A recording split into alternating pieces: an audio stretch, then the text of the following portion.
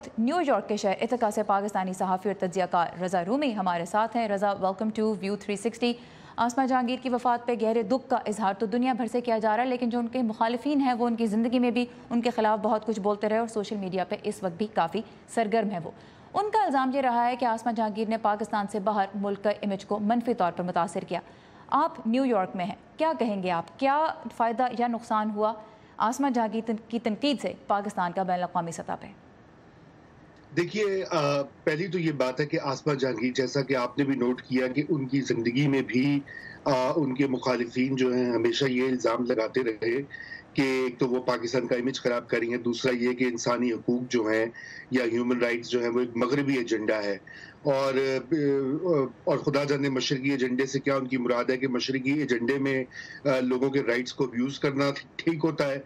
तो मेरे ख़्याल से आसमा जहांगीर की तो पाकिस्तान के लिए बहुत ज़्यादा ख़िदमत है। सबसे बड़ी तो आसमा जहांगीर की ख़िदमत ये है कि उन्होंने दुनिया भर में ये साबित किया कि पाकिस्तानी ख़वातीन और पाकिस्तानी वकील और पाकिस्तानी एक्टिविस्ट किस कदर अपने माशरे में बेहतरी लाने के लिए सरगर्दा हैं और कितने एक्टिव हैं। और आसमा खुद से एक रोल मॉडल बन गई, कितने सालों से एक ग्लोबल आइकॉन बन गई। जैसा कि आपने नोट किया कि ईरान में वो यूएन की स्पेशल रिपोर्टर थी और यही इल्ज़ामात ईरान में जो हार्ड लाइनर्स हैं वो भी लगा रहे थे, और उन्होंने भी इस तरह की ट्वीट्स की हैं उनके फौत होने के ऊपर कि देखो वो चली गई और ये और वो। तो मेरे ख्याल से ये कोई बदनामी का तो कोई बाइस नहीं था, ये तो सिर्फ जो हमारी रियासतें होती हैं वो छुपाने के लिए कि जो अपने लोगों के साथ एक्सेसेस हो रही हैं वो इस तरह का प्रोपेगेंडा अनलिश करती हैं। सिर्फ आसमा के साथ नहीं हुआ था, दुनिया भर में और ह्यूमन राइट्स डिफेंडर्स के साथ ऐसा ही होता है। अच्छा, हमने आखिरी मरतबा देखा कि वो इस्लामाबाद में जो प्रेस क्लब के बाहर धरना हुआ उसमें वो आए, ये कबायली इलाकों से शुरू हुआ था और फिर पश्तून अवाम इसमें शामिल हुए, सिविल सोसाइटी के अरकान भी इस धरने में शामिल हुए, और इसका गोल ये था कि जो कबायली इलाकों में नौजवान रहते हैं उनको जो मसाइल हैं ख़ासतौर पर सिक्योरिटी के हवाले से उनका तदारुक किया जाए। मार्च तो ये ख़त्म हो गई, हुकूमत के लिए क्या पैगाम छोड़ा है नौजवानों ने? मेरे ख्याल से हुकूमत के लिए बहुत ही क्लियर पैगाम है, क्योंकि ये एक बहुत ही यूँ समझिए कि ज़बरदस्त किस्म की अवामी मुहिम थी जो कि स्पॉन्टेनियस तरीके से ऑर्गेनाइज की गई, और कोई सियासी पार्टियां इसमें जो है इन्वॉल्व नहीं थी, कोई इसका वो पार्टिजन एजेंडा नहीं था। ये यंग लोगों ने मूवमेंट की और ये भी सारे इंसानी हकूक पर मबनी थी। एक लड़का नकीबुल्लाह महसूद कराची में मारा गया पुलिस एनकाउंटर में, जो कि पुलिस करती है हमारे यहाँ, बेगुनाह शहरियों को दहशतगर्दी के नाम के ऊपर मार देती है, और उसके बाद कोई पूछगिछ नहीं। तो वो ये कह रहे थे कि भाई ये जो एसपी जिसने मारा है गांव अनवार, उसको पकड़े, उसको प्रोसिक्यूट करें, वो अभी तक गायब है। दूसरी चीज जो है कि फाटा के एरिया में ये जब से वॉर ऑन टेरर स्टार्ट हुई अमेरिका की और पाकिस्तान उसका हिस्सा बना है, तो वहां पे लैंड माइन्स बिछा दी गई हैं मुबैना तौर पर, उसके खिलाफ भी एहतजाज कर रहे थे। और ये सारा का सारा एजेंडा जो है, और हुकूमत ने अब उनको यकीन दहानी करवाई है कि वो उसके ऊपर एक्ट करेंगे, और जो उन्होंने अपनी प्रोटेस्ट को डिस्पर्स भी किया वो इसी वादे के साथ किया कि ये सारे जो हुकूमत के जो वादे हैं उनको पूरा किया जाए। और उनका ये भी कहना था कि अगर नहीं पूरे होंगे हम 1 महीने का वक्त देंगे और उसके बाद फिर हम इस तरह की कोशिश दोबारा शुरू करेंगे। ये बताइए, इसके बारे में अफगान सदर अशरफ गनी ने भी हिमायत में ट्वीट की। हमने देखा वाशिंगटन डीसी में भी कल यहाँ पे इसी की हिमायत में एक मुजाहिरा भी हुआ छोटा सा। सवाल यह है कि जब इनकी हिमायत में पाकिस्तान से बाहर आवाज़ें उठ रही हैं तो इनका जो कॉज है पश्तून नौजवानों का ख़ास तौर पर, उस पर क्या असर पड़ सकता है?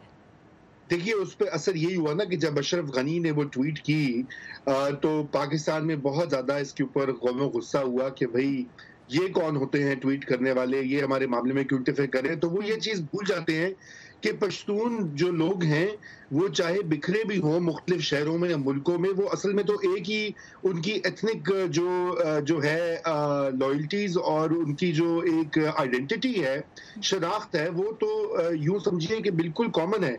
अब ये लड़का नकीबुल्लाह महसूद जो था ये कराची में मारा गया, और इसकी प्रोटेस्ट फाटा में स्टार्ट हुई, इस्लामाबाद में खत्म हुई, पश्तून अफगानिस्तान में भी हैं, और तो सदियों से इनके ताल्लुकात हैं।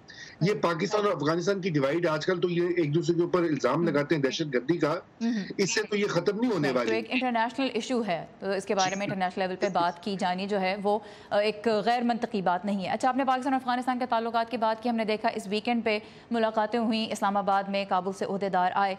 पाकिस्तान की वजारत ख़ारिजा ने ट्विटर पे अपने पैगाम में ये कहा कि कुछ उमूर पे पेशरफ्त हुई है, कुछ उमूर पे भी काम करना बाकी है। एक न्यूट्रल सी उनकी ट्वीट थी, लेकिन जो अफगान ओहदेदार जब वापस काबुल गए तो उन्होंने एक मायूस कुन सी तस्वीर पेश की। उन्होंने कहा कि पाकिस्तान ने क्रॉस बॉर्डर दहशतगर्दी को रोकने के बारे में जो अफगानिस्तान के मुतालबात हैं उन पर कोई पेशरफ्त नहीं की, और इसलिए ये भी यकीनी नहीं है कि इस तरह की मुलाकातें जो हैं वो आगे होंगी भी या नहीं। एक तो मैं ये जानना चाहूँगी कि पाकिस्तान अपने मौक़िफ़ पे डटा तो हुआ है, एहसन इकबाल साहब ने भी यहाँ पे आके वाशिंगटन में यही कहा कि पाकिस्तान दहशतगर्दी के खिलाफ ठोस कोशिशें कर रहा है। एक तो पाकिस्तान इस मौक़िफ़ को किस तरह से दूसरों के लिए बिलीवेबल बना सकता है, कैसे यकीन दिलाए दूसरों को कि वो वाकई जो कह रहा है वो कर भी रहा है, और अगर अफगानिस्तान डायलॉग के रास्ते से पीछे हट जाता है तो फिर क्या रास्ता बचता है पाकिस्तान और अफगानिस्तान के पास?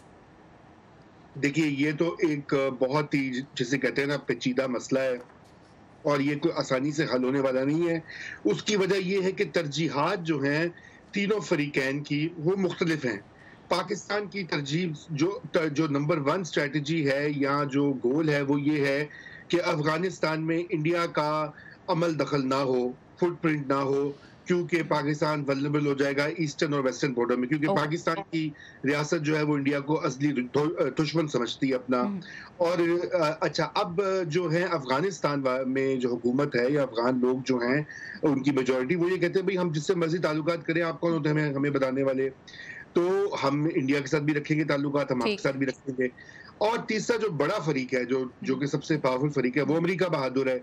और अमेरिका अंकल सैम का जो है वो अभी तक क्लियर नहीं है, क्योंकि यही सबसे बड़ा प्रॉब्लम जो है। तो लैक ऑफ क्लैरिटी है तीनों जानिब, और इस लैक ऑफ क्लैरिटी को दूर करना होगा और एक पेज पे आना जरूरी होगा। रज़ा रूमी हमारे साथ थे न्यूयॉर्क के शहर इथाका से। Thank you very much for your time.